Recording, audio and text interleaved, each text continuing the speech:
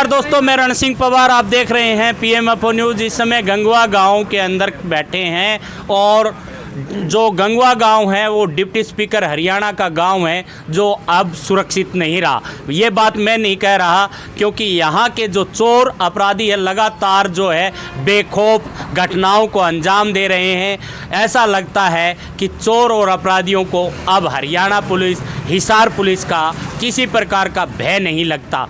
बेखौफ होकर हर रोज़ घटनाओं को अंजाम देते हैं। इसी को लेकर के यहाँ पे बहुत सारे युवा बैठे हैं। इनसे जानेंगे कि कैसी घटनाएं लगातार यहाँ पे घटी जिनकी वजह से पूरा गांव जो है सदमे में है। तो हमारे साथ में पवन प्रधान बैठा हुआ है, युवा है, इनसे बातचीत करें। पहले तो आपका बहुत बहुत स्वागत है। नमस्कार जी, आपका भी बहुत स्वागत है।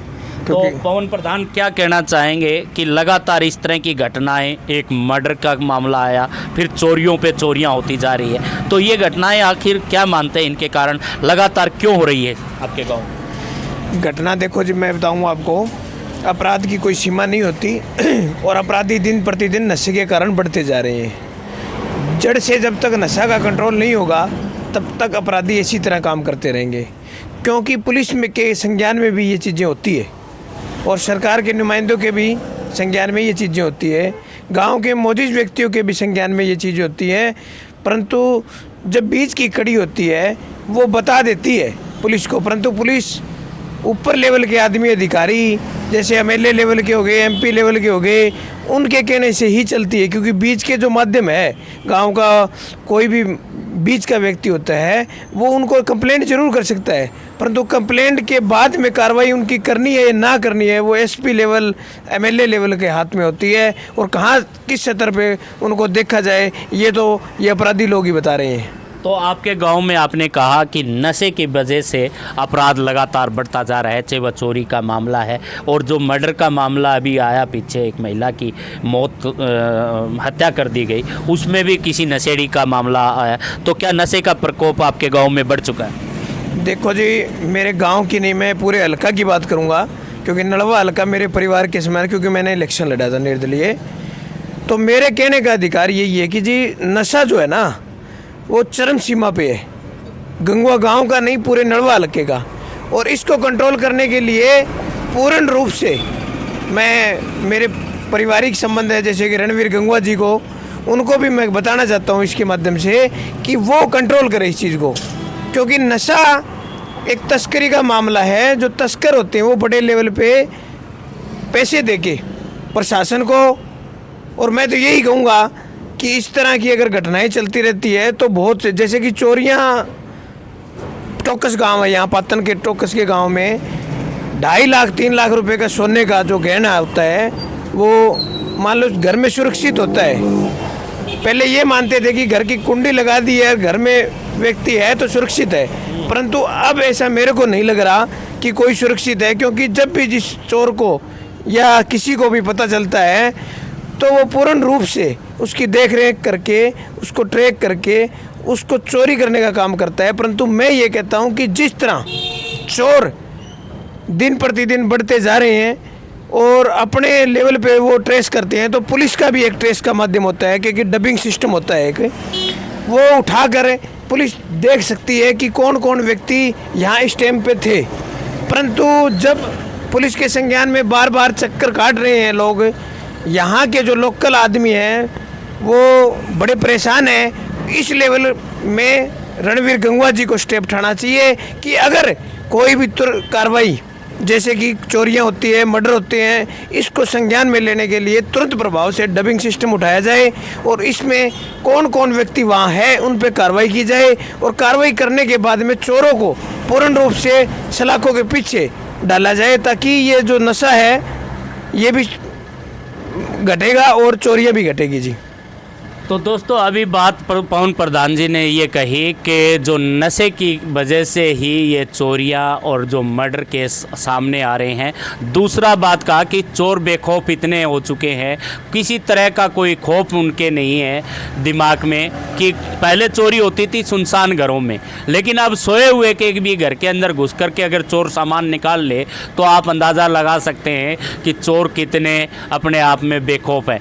दूसरी बात करें तो ये तो चोरी की बात कर रहे हैं। हमारे साथ एक भाई साहब और हैं, सुनील तलफियार, जुड़े हुए हैं, जिनके बिल्कुल घर के आगे से मोटरसाइकिल 2-4 दिन पहले ठाया था और ये बात करेंगे। पहले तो सुनील जी आपका भी बहुत स्वागत है। आपका बहुत स्वागत है जी, रण सिंह पवार जी। फिलहाल जो घटना घटी आपके घर से जो मोटरसाइकिल उठाया गया गंगवा गाँव में, उसके बारे में थोड़ा बता दीजिए।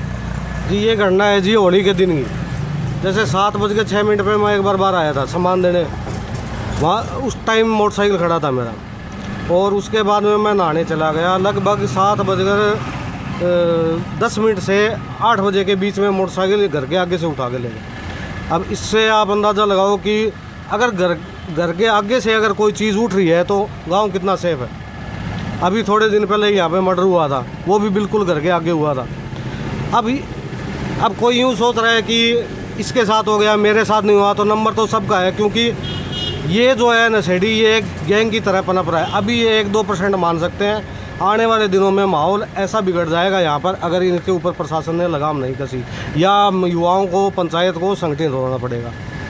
दूसरी बात, मैं पंचायत से, मेंबरों से एक दरख्वास्त करना चाहूँगा कि गाँव में CCTV और गौशाला के मुद्दे के ऊपर चुनाव लड़ा गया था, तो मेरी पहली मांग ये है कि गांव में CCTV लगाया जाए, क्योंकि ये जो रोड के ऊपर जितने भी घर है कोई भी सेफ़ नहीं है, जितने भी दुकानें हैं कोई सेफ़ नहीं है, अनसेफ है सारी। दिन में चोरियां हो रही है, रात में चोरियां हो रही है, मर्डर हो रहे हैं, और इससे ज़्यादा क्या होगा जी। तो दोस्तों बात करें अगर CCTV की मांग को लेकर के, ये ग्रामीण बात कर रहे हैं कि ग्राम पंचायतें CCTV कैमरेज लगाए ताकि इन जो आपराधिक घटनाओं के पहले तो घटने से रोका जा सके, दूसरा अगर घट जाए तो वो ट्रेस किया जा सके चोर या अपराधी। दूसरी बात करें तो ये डिप्टी स्पीकर रणवीर गंगवा का ये गाँव है जिसके अंदर ये मांग उठाई जा रही है। और तीसरी बात करें तो ये आज़ाद नगर जो क्षेत्र है वहाँ भी गंगवा साहब ने जो है बहुत सारे CCTV कैमरे बाजार के अंदर लगवाए थे, जिसकी वजह से बहुत कुछ वहाँ पे जो बाजार के लोग हैं वो सुरक्षित मान रहे हैं, या किसी तरह से कोई घटना अगर घट भी जाती है तो उसको पकड़ा जा सकता है। लेकिन ग्रामीण इलाका ये जो है इसके अंदर अगर CCTV कैमरों की मांग की जा रही है कि ग्राम पंचायतें अपने लेवल पे कहीं कहीं ऐसे CCTV कैमराज लगाए जाएं जिससे कि जो अपराधी यहाँ से गुजरता है तो उसकी पहचान हो सके।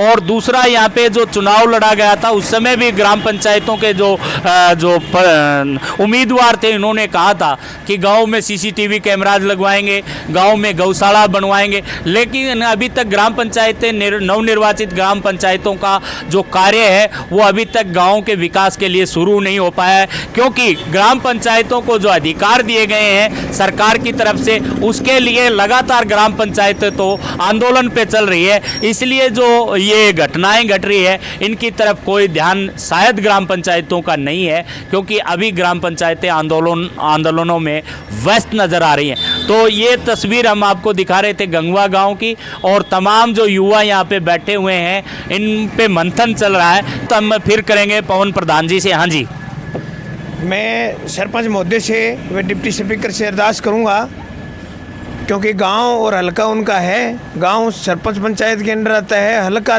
नलवा क्षेत्र जो है रणवीर गंगवा के पक्ष में आता है। तो मैं कहूँगा नलवा हल्के में जितने भी गांव हैं उस गांव में CCTV कैमरे लगाने का काम करें, और नशेड़ियों पे SP साहब को बोल के लगाम लगाने का काम करें, और जो नशा तस्करी का काम कर रहे हैं उन पर भी रोक लगाएं ताकि ये नशा दूर हो जाए। और ग्राम पंचायत के बारे में मैं भगवान दास गंगवा से अरदास करता हूं कि वो CCTV कैमरा लगा के गांव को एक सुरक्षित माहौल देने का काम करे। अगर ऐसा ये नहीं करते हैं तो ये मुहिम भी हम पूरी करेंगे, परंतु पहल इनकी रहेगी, क्योंकि ये गांव के चुने हुए नुमाइंदे और नलवा हल्के से चुने हुए नुमाइंदे हैं। वरना हम अपने गांव को कैसे सुरक्षित रखना है वो अच्छी तरह से और परिपक्व तरीके से जानते हैं, और हम सारे युवा इकट्ठे होके कैमरे भी लगाएंगे, और भी जो भी सुरक्षा के जो कड़े प्रबंध किए जाएंगे वो करेंगे। और चाहे SP ना माने तो हम चाहे धरना प्रदर्शन करना पड़े, चाहे हमें किसी लेवल पर जाना पड़े, हम ऐसे इन जो नशेड़ियों को और जो नशा तस्करी का जो काम कर रहे हैं उनको ऐसे बेखौफ फिरने नहीं देंगे, क्योंकि युवा एक शक्ति है, और युवा शक्ति के साथ ही गांव का विकास होता है, हल्के का विकास होता है। तो हम अपनी आवाज़ उठा के इनको रोकने का काम करेंगे। धन्यवाद। जय हिंद। तो दोस्तों सीधा सीधा चेता दिया है इन गंगवा गांव के युवाओं ने कि वो अपने लेवल पे भी बहुत कुछ करना जानते हैं और वो करेंगे भी, लेकिन जो जिम्मेवारी सरकार की और ग्राम पंचायत की बनती है पहल उनकी होनी चाहिए। अगर वो नहीं करते हैं तो कोई ना कोई कड़ा कदम ये अपने लेवल पे जरूर उठाएंगे। इन्हीं तस्वीरों के साथ बने रहिए PMFO न्यूज़ से मैं रण सिंह पवार।